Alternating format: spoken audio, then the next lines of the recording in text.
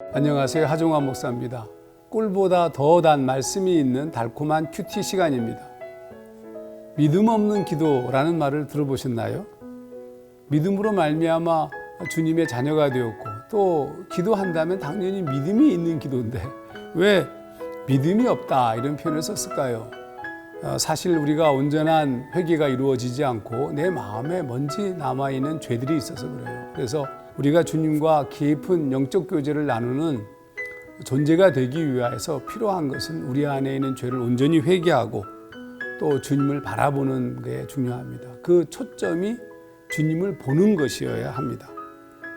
주님을 의지하고 주님을 바라보는 그런 기도를 시작할 때 그때부터 우리는 믿음이 온전해진 모습을 지닌 기도가 되는 거죠. 믿음이 있는 기도를 드리시는 여러분 모두가 되기를 소망합니다. 진정한 회개가 이루어진 말씀의 묵상, 달콤한 큐티 시작하겠습니다.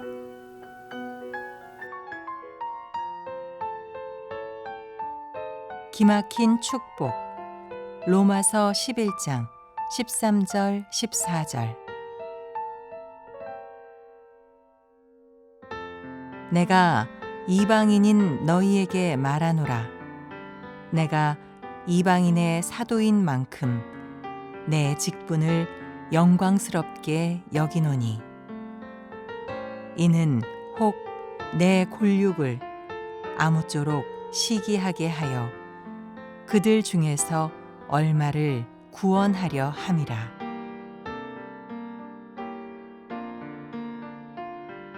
오늘 말씀은 로마서 11장 1절에서 32절까지 말씀입니다. 순종하지 아니하고 거슬려 말하는 백성들에게 내가 종일 내 손을 벌려놓으라. 정말 하나님의 사랑은 이거 어떻게 이렇게 말로 감당할 수 없을 것 같습니다. 그런데 이런 바울의 이 기가 막힌 하나님의 마음을 얘기했을 때 이런 얘기를 듣고 있었던 유대인들 사이에서는 그러면 그렇게 하나님께서 그 놀라우신 분이 우리를 향하여서 그렇게 오래 참으시고 하셨다면 그런데도 우리가 듣지 않았다면 하나님 우리를 버리신 게 아니냐. 이런 어떤 의심이 생긴 겁니다. 우리가 이렇게 잘못했는데 하나님이 버리시지 않았다는 증거로 바울이 이제 설명을 하는데 그게 바로 자신을 설명합니다. 로마서 11장 1절 하나님이 자기 백성을 버리셨느뇨? 그럴 수 없느니라. 나도 이스라엘인이요 아브라함의 씨에서 난 자요 베냐민 지파라. 사실 하나님이 바울을 쓰신 것만큼 강력한 증거는 없습니다. 바울은 모든 사람이 알고 있었던 아주 그냥 악질이었거든요. 적그리스도였고 원수였습니다. 그런데 하나님이 그를 사랑하고 계시고 그를 쓰고 계시다. 그렇다면 이스라엘 백성은 아직도 기회가 있다는 말씀이죠. 자, 그러면 왜 이러한 같은 오해를 하게 된 것일까? 하나님께서 이렇게 여전히 사랑하고 계시는데 왜 오해를 하고 계셨을까? 그건 결국 유대인들은 오랜 시간 동안 행해왔던 율법과 관계 있습니다. 즉 구원이 행위와 관계 있다고 생각한 거예요.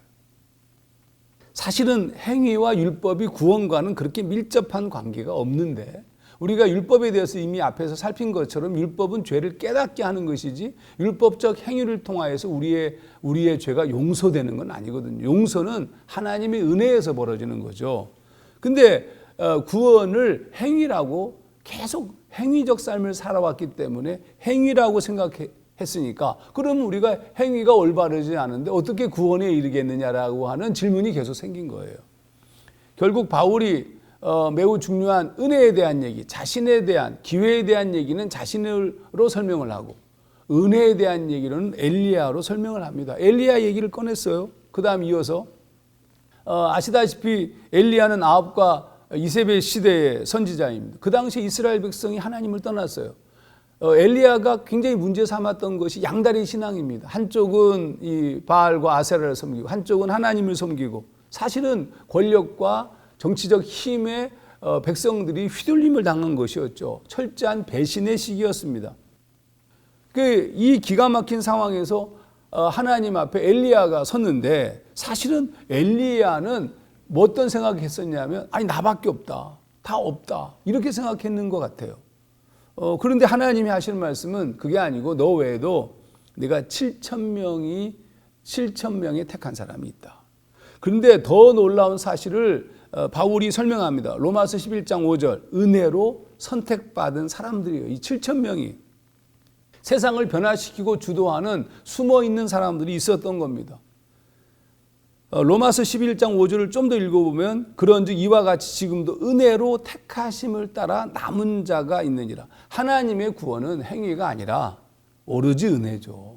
바울이 예로 든 것처럼 엘리야 시대의 7,000명처럼 남은 자들의 행위가 불완전하지만 하나님의 은혜에 참여한 사람들이 있다. 이런 뜻입니다. 여기서 이제 이런 질문이 생겨요. 그러면 7,000명은 하나님이 은혜로 택한 사람들이라면 그 외의 사람들은 어떻게 되는가? 그걸 바울은 남은 자라는 말을 썼는데 그 남은 자들 이렇게 표현했어요.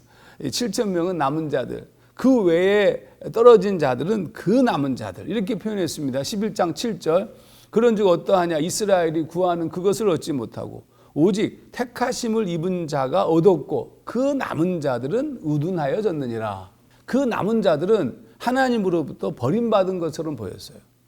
하나님이 그들에게 혼미한 영을 주셔서 눈이 있어도 보지 못하고 귀가 있어도 듣지 못하게 하셨다고 또 기록하고 있기 때문입니다. 자, 이거 그러면 심각한 문제죠. 이스라엘의 실패와 범죄도 매우 심각한 문제였고 이런 상황 자체가 바울에게도 매우 고민스러운 것으로 다가왔습니다. 고민했어요. 바울도 고민이 돼, 이 상태에서. 그럼 하나님이 어떻게 될까? 그러면 이스라엘은 그 남은 자들은 완전히 패망하고 끝난 것인가? 이런 질문이 들어왔는데 그때 상상할 수 없는 깨달음이 옵니다. 그게 로마서 11장 11절. 그러면 이스라엘이 걸려 넘어져서 완전히 패망하고 말았다고 할 수 있겠습니까? 절대로 그렇지 않습니다. 그들의 죄 때문에 오히려 이방인들은 구원을 받게 되었고 이스라엘은 이방인들을 시기하게 되었습니다. 와, 이건 너무 기가 막힌 얘기죠. 이스라엘의 범죄와 이스라엘의 실패가 세상에 풍성한 축복을 가져왔다는 깨달음이에요. 이건 도대체 무슨 얘기일까? 그러니까 율법 없이 행위 없이 오직 믿음과 은혜로 구원받는 자유함을 얘기하는 것이었어요. 좀 더 얘기하기 전에 여러분 좀 생각해 보시죠. 일방적 하나님의 은혜로 인한 구원의 찬란함, 그것이 주는 자유, 그건 어떤 것과도 비교할 수 없습니다.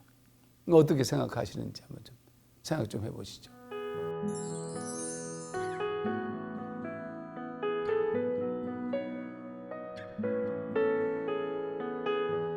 로마서 11장 12절 다시 읽어볼게요. 그들의 넘어짐이 세상의 풍성함이 되며 그들의 실패가 이방인의 풍성함이 되거든 하물며 그들의 충만함이요.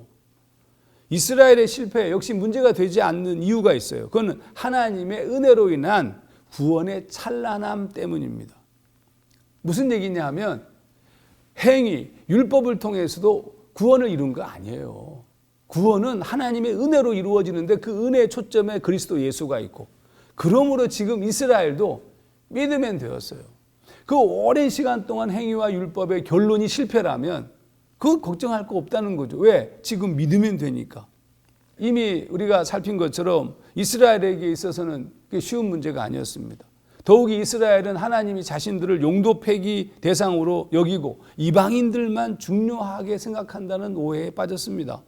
단순히 이스라엘 사람들만이 아니라 이방인의 일부 크리스찬들까지도 그런 오해를 하였어요. 이스라엘 백성이 아닌 이방인들조차도 이제는 이스라엘이 폐기되었다 이렇게 생각했습니다.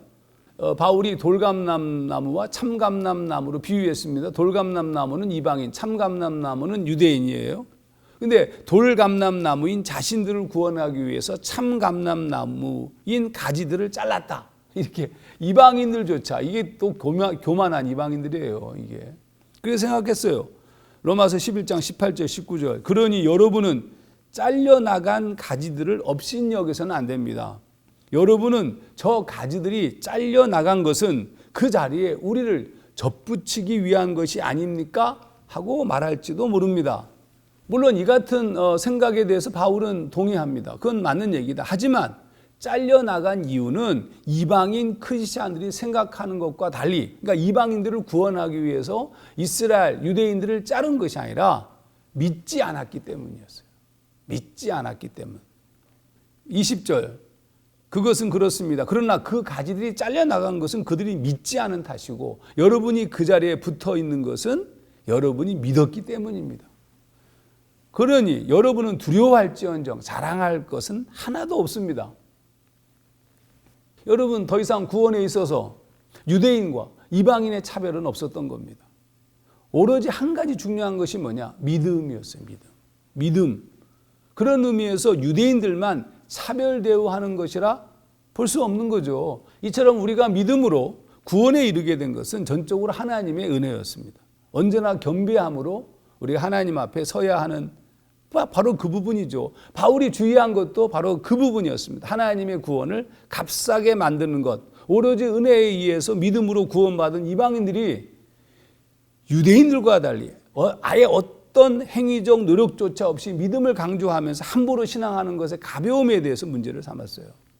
그래서 하나님의 마음을 깨달은 바울이 이런 얘기를 합니다. 21절 22절 하나님께서 원가지들도 아낌없이 잘라내셨으니 여러분들도 아낌없이 잘라버릴 수 있습니다. 자, 이제 마지막으로 좀 결론적으로 얘기하면 그러면 이스라엘은 유대인들은 어떻게 될 것인가? 아주 버림받았다고 느끼는 그들에게 아주 놀라운 말씀을 하십니다. 로마서 11장 24절 원래 야생 올리브 나무 가지였던 여러분이 잘려서 제 나무가 아닌 딴 좋은 올리브 나무에 쉽사리 접붙였다면 잘려나갔던 가지들이 제 올리브 나무에 다시 접붙여지는 것이 얼마나 더 쉬운 일이겠습니까? 믿음으로 우리는 구원받는 겁니다. 다시 시작하면 돼요. 다시 잊지 마시고 다시 시작하는 또 매일 그 순간에서 새롭게 시작하는 그런 삶이 되시기를 주의 이름으로 축원합니다.